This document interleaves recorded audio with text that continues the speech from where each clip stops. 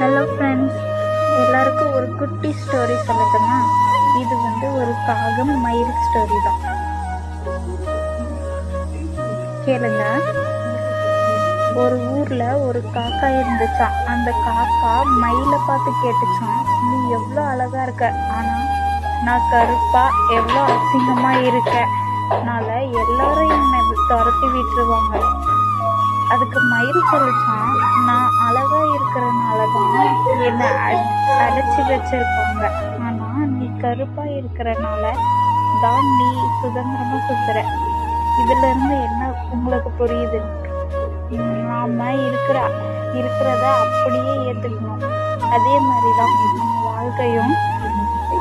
இப்போ சொல்லுங்க, நீங்க காக்கா மாதிரி இருக்க விரும்புறீங்களா, இல்ல மயில் மாதிரி சிறையில மாட்டிக்க விரும்புறீங்களா? கமெண்ட்ல சொல்லுங்க.